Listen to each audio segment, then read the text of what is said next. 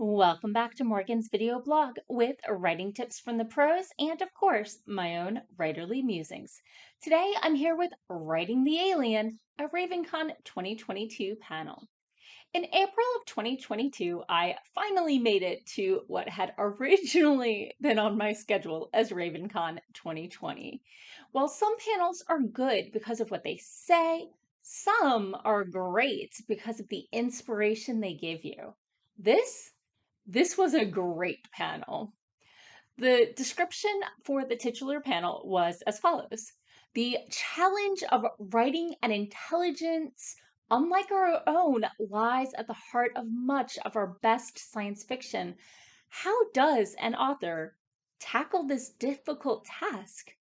The panelists were Gray Reinhardt, who moderated, and Pamela K. Kinney. So, from the panel, I took away these 6 tips of things to think about when writing The Alien. First off, while most TV aliens seem to have originated from apes, consider other options. Secondly, how do your aliens orient in both space and time? There is an Aborigine tribe that navigates by compass direction instead of saying to your right and left. So you always have to know which direction you're facing. Another tribe navigates by orientation to the nearest river because that's what's important. And how do they describe time? Does time move forward or up or something else?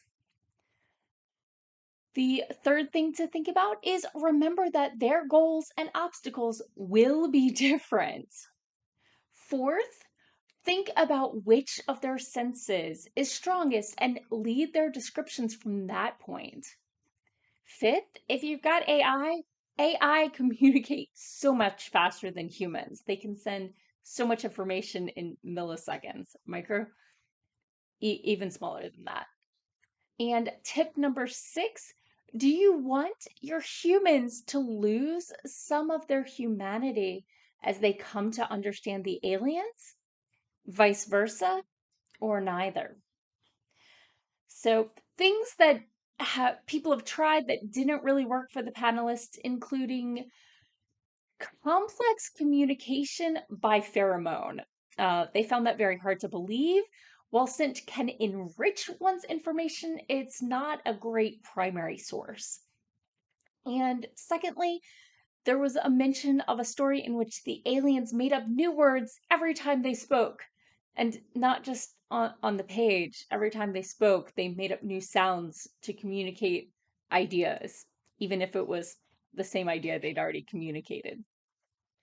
So that didn't really work for the panelists, and I think I see why.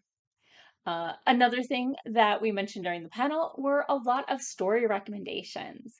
Both Dragon's Egg and Flight of the Dragonfly by Robert L Foreward, who was also a physicist, Barsk by Lawrence M. Schoen, and Blindsight by Peter Watts. And of course, the movie Arrival. You can't do aliens and time travel without that one coming in. So now I'm going to talk a little bit about myself, notes I took from my own story. While the book suggestions and tips were definitely useful, they also led my mind in different directions. And while I was listening to this panel, I was editing my space fantasy with sentient not octopuses. And these were the notes I took. 1, have one of the alien crew members give the human tasks without directions because of assumptions. Secondly, make the battle scene more desperate at a moment of despair. Third, have the alien have lost a family member. Fourth, does losing a limb mean lost memories?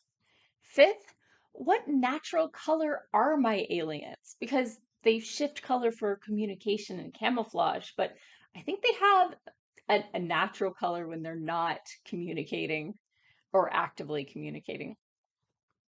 And my 6th tip to myself was to show more understanding of nuance in alien to alien communication than in human to alien communication. So, were there any tips that the panelists missed? Did you get any inspirations from the advice?